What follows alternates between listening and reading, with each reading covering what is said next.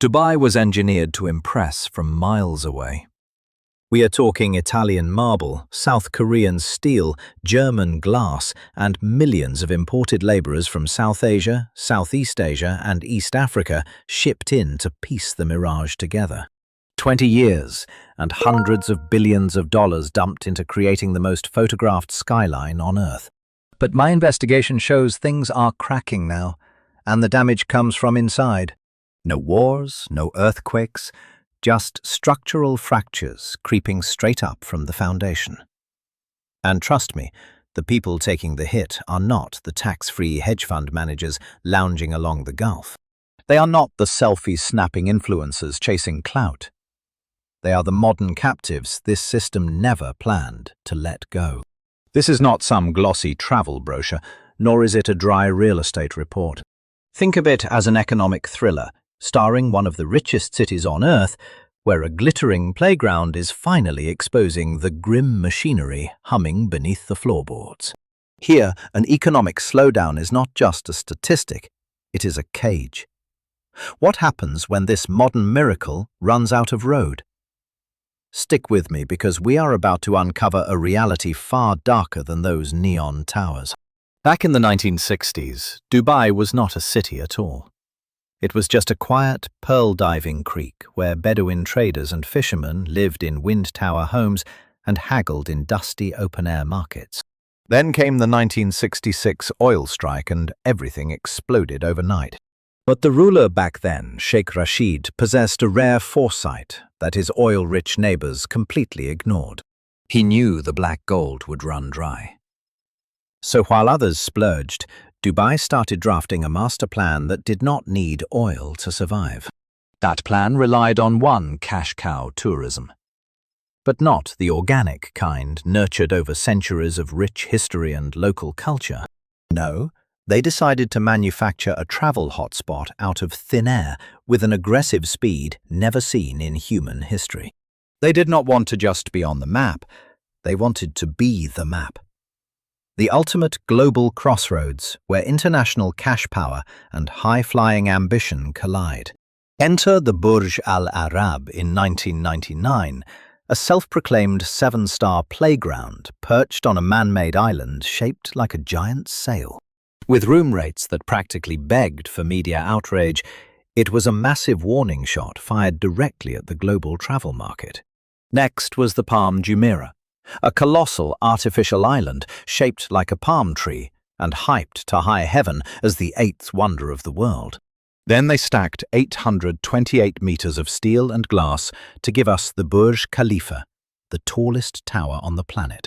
They threw in the world's biggest mall and the eye-popping Museum of the Future, a building so photogenic that just posing near it makes you an instant online sensation.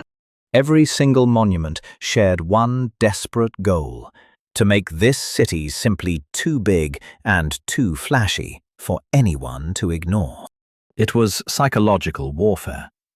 If you had not visited, you had not truly witnessed what modern money could accomplish. For a dazzling run, the strategy worked beautifully. By 2019, over 16 million globetrotters were pouring in annually. Annual tourism revenues surpassed $36 billion, while the city bragged more five-star hotels than any other place on Earth. Their airport became the busiest transit hub on the globe, funneling daily flights from every single corner of the map. These planes carried wide-eyed dreamers chasing a fantasy, a manufactured oasis that seemed completely immune to the problems of the real world. The illusion was spotless. But let's look closer, because hidden from the tourists is an entire underclass of hands that actually built this dream. When a visitor orders midnight room service in their luxury suite, the person carrying that silver tray is almost guaranteed to be an underpaid immigrant. Think Pakistan, India, Bangladesh, the Philippines, Nepal, Kenya, or Egypt. They erect the skyscrapers, scrub the toilets, run the lifelines, and staff the clinics. Strip them away, and Dubai is just hot sand. Foreign labor accounts for over 88% of the entire UAE workforce. And when we look at construction, That staggering number climbs to 99%. The actual citizens, the Emiratis, are a tiny minority on their own ancestral soil. To understand this trap, you and I must examine the legal cage keeping them here, the kafala system. In Arabic, it translates simply to sponsorship. But on the ground, it is far more sinister. Under kafala, a laborer's legal right to even exist in the country is owned entirely by their boss. The worker does not hold the visa, the employer holds them by the throat.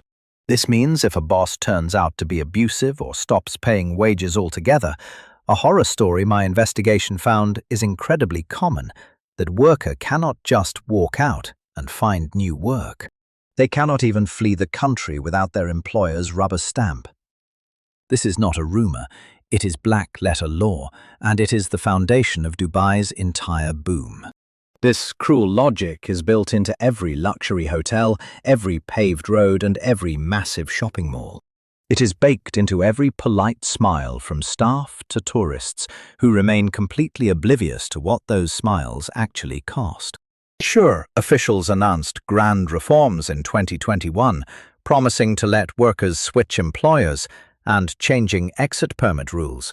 Yet watchdog reports show that the gap between these PR announcements and the actual reality on the ground is a mile wide.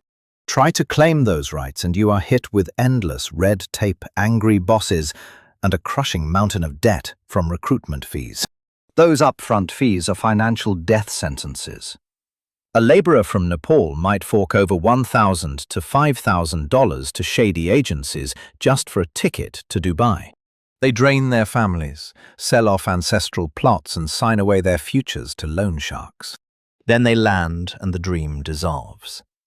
The pay is halved, the hours are doubled, and the door is locked. Look past the glossy tourism brochures. Out in the desert, dozens of men cram into squalid, hidden labor camps. No sanitation, no skyline views, just invisible hands building someone else's paradise. They can't quit. They can't leave. Trapped in debt with visas locked in their boss's desk, they have no choice but to keep sweating. Every spare cent goes home, while that glittering Dubai dream, which was never actually theirs to begin with, squeezes them like an iron fist. Welcome to the human skeleton of Dubai's tourism miracle. But as this mirage cracks, these workers bear the brunt. When the pandemic hit, Dubai's tourism numbers didn't just drop, they cratered, just like everywhere else. Luxury hotels running at 80% occupancy suddenly turned into ghost towns. The aviation empire, Dubai's ultimate lifeline, was completely grounded. The playground for the rich went eerily silent.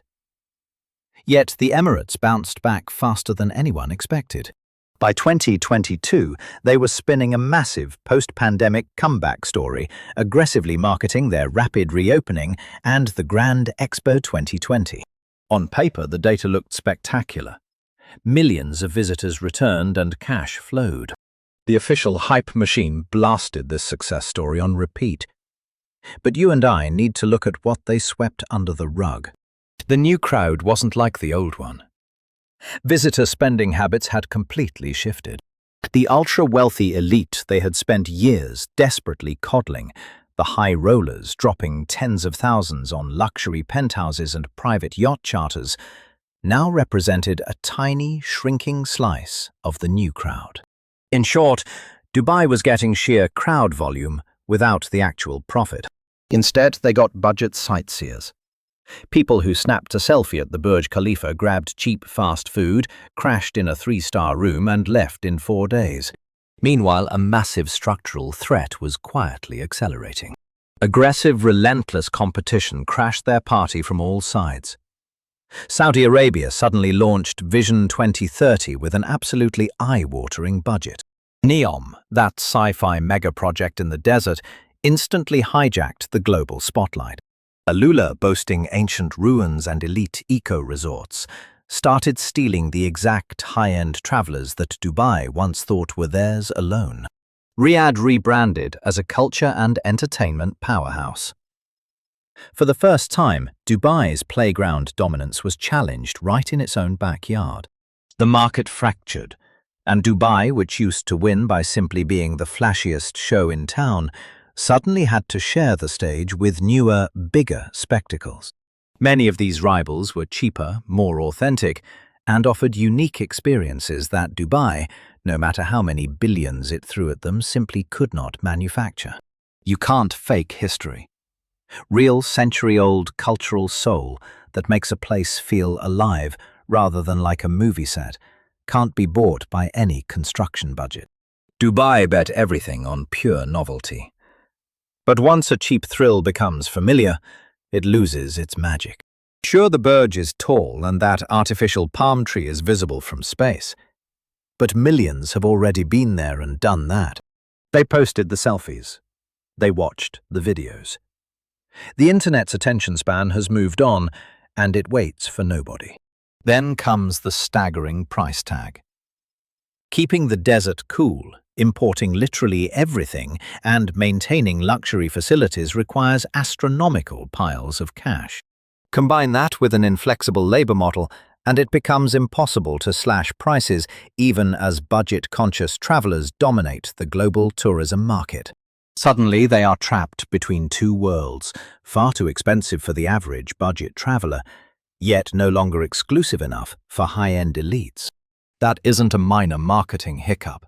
It's a full-blown structural crisis. Let's look at the notorious kafala labor system slammed by the United Nations. It is blasted by the International Labour Organization and by the home countries of these exploited workers. Human rights groups are screaming, and an internet-savvy public is uncovering secrets that used to stay buried. When Qatar's World Cup scandals dragged Gulf labor abuse into the media spotlight, Dubai found itself caught in the exact same crosshairs. It was a public relations nightmare they desperately wanted to avoid, as documented horror stories spread like wildfire online. We are talking blatant wage theft where bosses refuse to pay workers for months on end. They know these poor guys can't escape or sue inside a legal system rigged against them. Then there is passport confiscation, highly illegal but still widely used to lock workers down until their contracts run out. We hear from men who land only to discover that the dream job they signed up for back home is nothing but a brutal, deceptive bait and switch. For a regime that spent billions crafting a shiny luxury brand, this constant bad press carries a heavy price. It is hard to measure but incredibly easy to feel. Every single time a major news outlet in Europe or America drops a damning exposé on these migrant camps, another wave of tourists quietly cancels their reservations. Global corporations move their massive conventions elsewhere, while top athletes and celebrities quietly back out of lucrative Dubai-linked brand deals. This slow-drip PR disaster is something no flashy influencer campaign can ever wash away. They are trapped in a vice. The more they deny the facts or boast about reforms they never actually finished, the worse it gets. Even as they flood your social media with glossy travel ads, we can all see the massive gap between the PR and the reality. And now a scorching climate crisis is bringing pressure that no amount of spin can ever cool down. Let's investigate Dubai, a sparkling playground built on a literal blazing furnace. With summers routinely topping 45 degrees Celsius, keeping this city alive requires an insane planet-boiling amount of air conditioning. It is a thermodynamic nightmare. But then the world woke up. Suddenly, eco-conscious tourists and corporate bigwigs started tracking their carbon footprints before booking flights. And just like that, Dubai's concrete and glass wonderland became a massive public relations disaster in a green-seeking market. We are talking about a record-breaking desert metropolis fueled entirely by oil money. Slapped in a region so brutally hot, it is pushing human biology to its limits. Now desperately trying to look green to a world obsessed with sustainability. This is a massive credibility gap, and frankly, you cannot fix it with another flashy 7-star hotel opening. To see why they are stuck, you and I need to look past the hype. Their problems are not isolated, they are completely tangled together. Try cutting costs in a city that imports everything and runs air conditioning 24/7. Their entire cheap labor model is baked into the system. You cannot fix that with a government press release. It requires a complete overhaul of every hotel site and service in town. And what about local culture? Good luck finding it. The original pearl fishing village was bulldozed long ago to pave the way for skyscrapers and shopping malls. The heritage left behind feels highly curated, almost artificial. Smart travelers easily spot the difference between real culture and a glorified amusement park. Then there is the dark side of their human rights record. Dismantling the notorious kafala sponsorship system is not some minor tweak.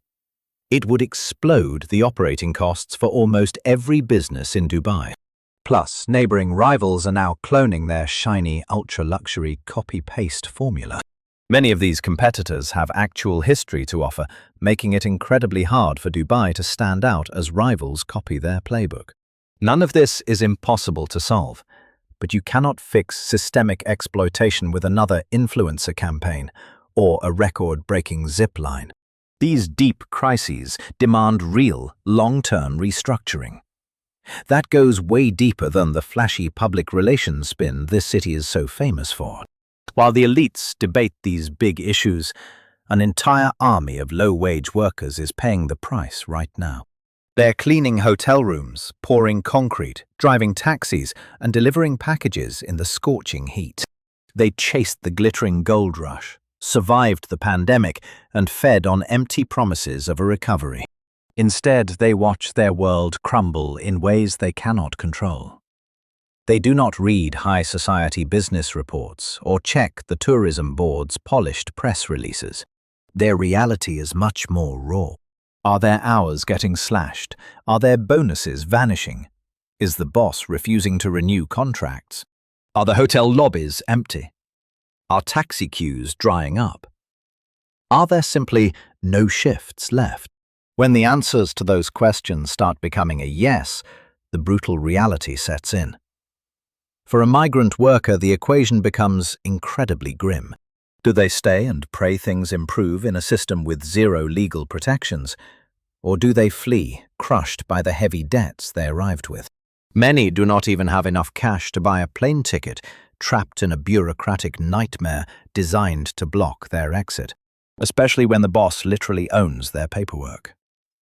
They stay not out of loyalty, but because leaving is physically and legally impossible right now.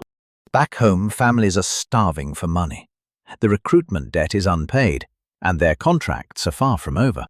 Their passports are locked away in some manager's safe. They are quite literally prisoners in a luxury city that is desperately drowning. Any door to safety, any legal escape route or labor protection has been slammed shut right in their faces. Let's be honest, Dubai didn't invent this. They just perfected a dark trick of global capitalism that's been running for decades. You build fortunes using an invisible underclass imported from impoverished countries with the clear rule that they will never, ever get actual rights or citizenship. They build the skyscrapers, but they are forbidden from ever becoming a real part of the society they constructed. The economic machine works beautifully as long as tourists keep spending and cash keeps flooding in. It relies on endless construction, importing millions of vulnerable human beings and keeping them tightly controlled under the absolute authority of their corporate masters. But when the gears start grinding to a halt, just like we are seeing in Dubai right now, we are looking at a meat grinder designed to funnel humans in one direction. But try running it in reverse. Total, catastrophic failure. My investigation shows importing labor was the easy part. Recruitment sharks, visa pipelines and supply chains were beautifully greased to dump workers into the Gulf with terrifying assembly line speed. But helping them leave when the jobs dried up, not my problem, said the blueprints. The machine was never built to care about its cogs. It was built for the skyline. And that skyline still stands. every tower sparkling against the Gulf looking absolutely stunning in pictures, while the human cost remains cropped out. From a distance, Dubai's glittering illusion still holds up. But behind the polished facade, deep inside the machine, from the crowded labor camps to the dead silent recruitment offices, a very different, far darker story is unfolding. An empire built on fast cash and sheer ego is finally hitting a wall that money simply cannot buy its way out of. No, Dubai isn't vanishing. The regime still sits on mountain ranges of cash, massive global assets, and a ruthless desire to survive. Sure, cities bounce back. But you and I know that the deep reinvention the city actually needs requires something a checkbook cannot buy. It demands brutal honesty, actually looking at the rotting foundation instead of just slapping a fresh coat of paint on it. It means dismantling the very system that prints billions for the elites while exploiting everyone else. It requires treating the millions of migrant workers powering this place as actual human beings with rights instead of disposable cogs in a growth machine. Is the regime capable of real change, not just flashy press releases and fake reforms, but actual human dignity for the people at the bottom? That is the ultimate question you and I have to ask. From 20 miles away, the skyline still looks like a dream. But once you get close enough to look, the nightmare becomes impossible to ignore.